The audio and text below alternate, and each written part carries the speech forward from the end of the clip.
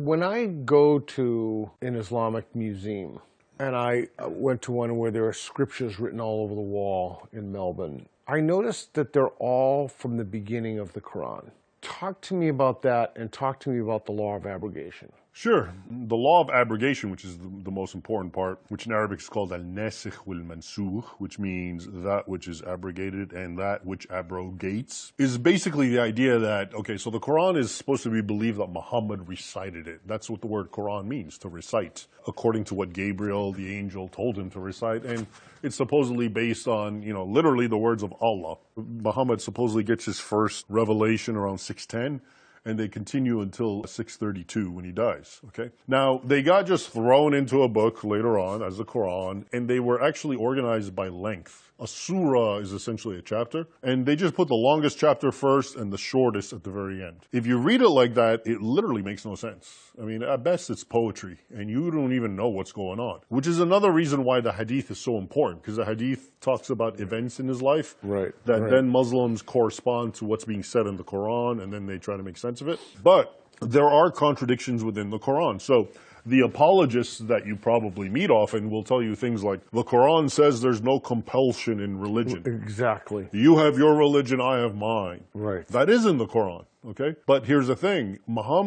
In Muhammad's career, when he started preaching and speaking the Quran around 610, he was living in Mecca. And so the Islamic scholars have differentiated two phases. There's the revelations, the verses that came out when he was in Mecca, the older ones, and then there's the ones when he went to Medina. Now, when he was in Mecca, he was outnumbered, he was weak, he had at most something like 100 followers, and he was being bullied and pushed around by the pagan Quraysh tribe. That's when he said, you have your religion, I have mine. Let's all respect each other, okay? Let's learn to coexist. There's no compulsion in religion. That's when that came out. Then he did in 622 the Hijrah, where he went. Oh, that's right. He went to Medina, and now he became a tribal warlord. He became strong, he had followers, and then all of a sudden Allah started giving him more militant, more aggressive, offensive, going on the offensive verses. And those are in the end of the Quran. So yes, because it's now his later time, right?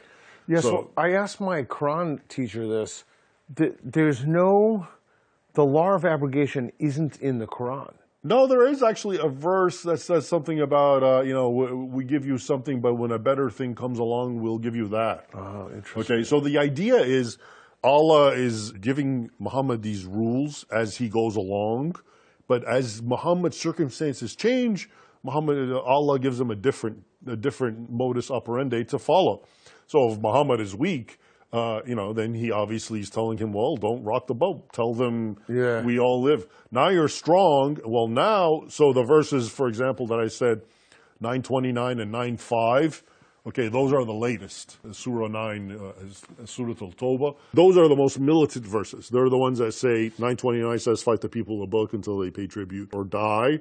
9.5 is even more open-ended. It just says, lay in wait for the pagans wherever you find them, kill them, ambush them, and take them as slaves. Okay? Those are much later. That's the final word. So it's seen now amongst Muslims that this is Allah's final word. He gave him the more tolerant ones earlier on because it was necessary. And the other view, which is actually even more dangerous, is Muslims say this, and I've encountered this often. They say, yes, both versions, the Mecca and Medina Quran, meaning the tolerant one and the more violent one, are still perfectly applicable, and it depends on where the Muslim finds himself in society. So if you find yourself in a weakened position, you should preach the peaceful ones. You have your religion, I have mine. If you find yourself stronger, then you should also go on the offensive. And I'm going to share with you a final amusing anecdote, which deals with a Somali. And this is back at the Library of Congress where I worked, and he was a pious Muslim. And I actually liked and respected him. I know we don't share the same theology and philosophy ultimately, okay? But, he was a no-nonsense kind of family guy and very traditional. Okay. And we would have debates, though, theological debates. He was kind of like the patriarch of his clan. Yeah. And I mentioned all this because he was telling me, no, you're wrong. He seemed radical, but he would tell me, no, Islam is peace. It's not. He would do all that. So one time in a cafeteria, I kept pushing him and telling him this story. And I kept saying, well, what about the Mecca verses and the abrogation? And I said, Mecca is when Muhammad's weak, and this is how he asked. And he finally got frustrated. And he said, well, what do you want from me? I live in Mecca, meaning D.C. meaning I'm outnumbered. I'm around infidels. Of course I'm going to say this. Okay. Oh, that's interesting. So, Yeah. so do you believe that peaceful Western Muslims are practicing taqiyya? I think Say the word? taqiyya. Taqiyya. Yeah, and that's another Deceit. Do you believe that peaceful non-Muslims, peaceful Western Muslims are practicing? I believe a lot of them could be, and I know a lot of them have been caught doing this. You know, there's stories of, I remember writing about a story in Turkey where a group of Muslims went to a church. Christians are a very minority there, and they went to a church and they got to know the pastor and his family, and they feigned interest, and some of them got baptized. And then they got busted. It was all a big plot to murder him. Okay? Like, that's the lengths they went to just to do it. So deception in Islam is a permissible thing, and especially in the context of taqiyya. Okay? In the service of the religion only, though, right? The thing about taqiyya is its most authentic expression is you are being, persecuted. So it's very different than Christianity. If a Christian comes to a Muslim, puts a sword to his head, and says, "I want you to renounce Muhammad," traditionally a Christian martyr says no, and he dies. Right, right. Muhammad himself actually advocated, tell them, renounce me, renounce Islam, and do whatever you have to do. Okay, so it's a very pragmatic take. But yes, the taqiyya, or the deception in general, is a real thing. I wouldn't say every single Muslim's doing it. I think a lot of real Muslims actually are dissatisfied with Islam. I think they would leave it if they could without repercussions. So I think some of them are also, they could be sincere. So is there any actual data or concrete evidence of rates of deceit? How would you get that? I don't think, can you imagine Europe actually trying to conduct that kind of survey?